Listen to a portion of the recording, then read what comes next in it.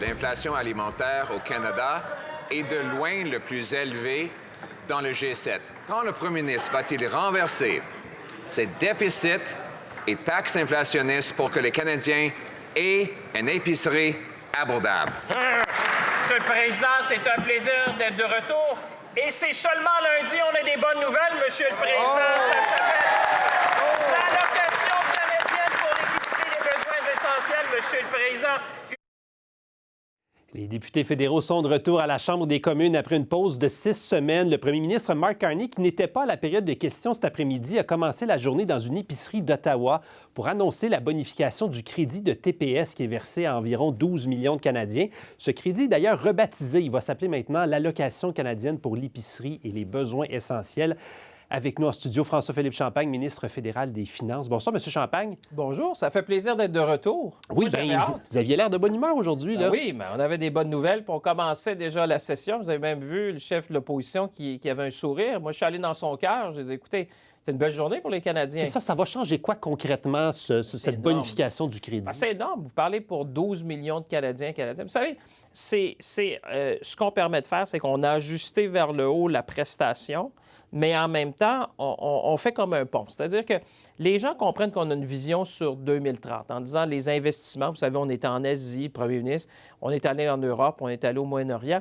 Et tout ça, ça va faire croître l'économie. Mais ça va prendre un bout de temps. Tu sais, les gens comprennent qu'avant que ça soit, que les gens le sentent à la maison, dans leur poche, les gens disent, bien, écoutez, donnez-nous un coup de main maintenant. Et on sait que l'épicerie, le logement, c'est vraiment les deux postes budgétaires les plus importants pour les familles canadiennes. Alors, ce qu'on s'est dit, c'est que pendant la période où il y a eu le plus d'inflation alimentaire, c'est à peu près dans le temps de la COVID, il y a eu à peu près ce qu'on appelait l'excès d'inflation. Ça représente à peu près 782 $ pour une famille moyenne.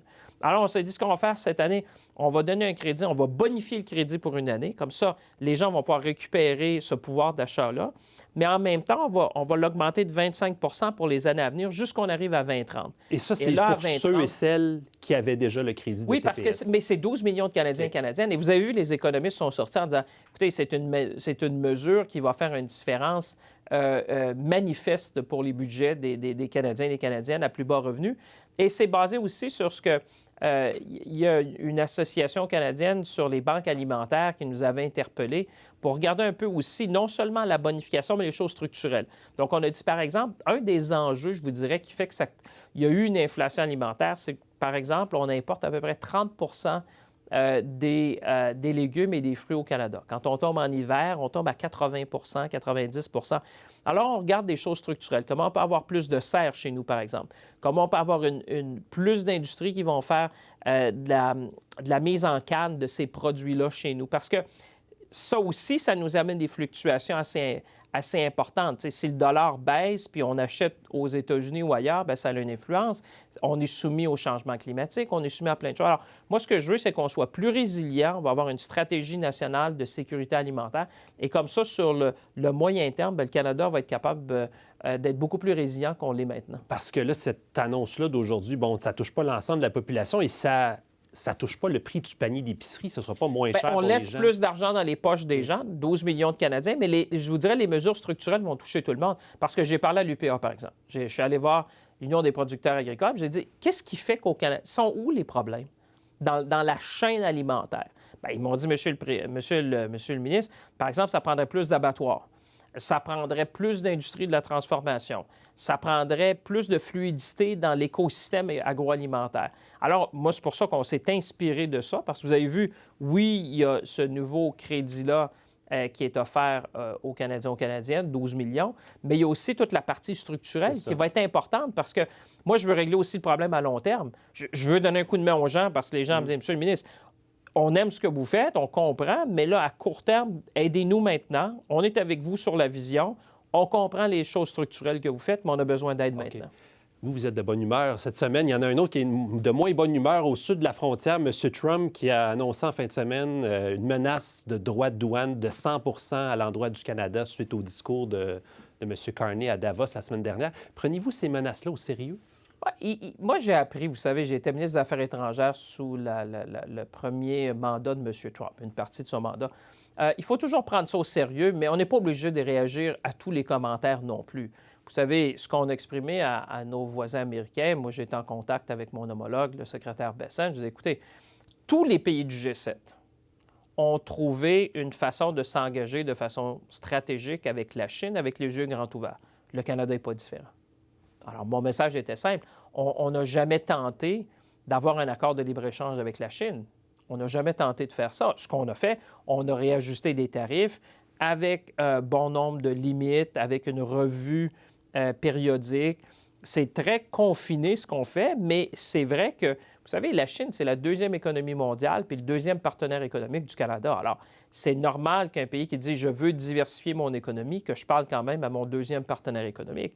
Et ça, je pense qu'ils le comprennent. Mais évidemment, comme vous le dites, il faut toujours prendre ça, porter attention, mais en même temps rétablir les faits. Moi, j'ai été très clair, comme je l'ai fait aussi quand vous avez vu les commentaires sur les hommes et les femmes en uniforme des forces canadiennes, quand j'ai dit, écoutez, on ne peut pas réécrire l'histoire, là. Nous, on est très conscients, le monde est conscient du sacrifice, de la valeur de nos soldats durant le conflit en Afghanistan. Est-ce que ce changement de ton-là à l'endroit des États-Unis est assez manifeste depuis la semaine dernière? Est-ce que les gens doivent s'attendre à ce que ça soit encore plus difficile, les relations? Il n'y a rien de facile. Non. Il n'y a rien de facile. Les gens comprennent que, vous savez, moi, je dis souvent, c'est la rapidité, l'échelle, l'étendue des changements à l'échelle mondiale sont sans précédent. Il y en a qui regardent, c'est comme on est un peu à la sortie de 1945 ou à la chute du mur de Berlin en 1989. C'est autant la géopolitique, la géoéconomique, les chaînes d'approvisionnement, la technologie, le quantique, l'intelligence artificielle. Vous savez, pour les gens qui nous écoutent, c'est beaucoup, là. Puis quand on est dans une réunion du G7 demain matin, c'est la même chose. Il y a beaucoup de choses qui changent rapidement. Vous savez, le Groenland était à l'agenda il y a quoi, une semaine? Là, nous, on était très clairs sur notre position du respect du territoire, puis que le futur va appartenir évidemment aux résidents du Groenland et aux citoyens du Danemark. Mais vous savez, il y a beaucoup de choses en même temps. Alors nous, il faut apprendre. Nous, on est très disciplinés. Vous savez, on sait faire. On sait quand il faut réagir. On sait quand il faut rétablir les faits.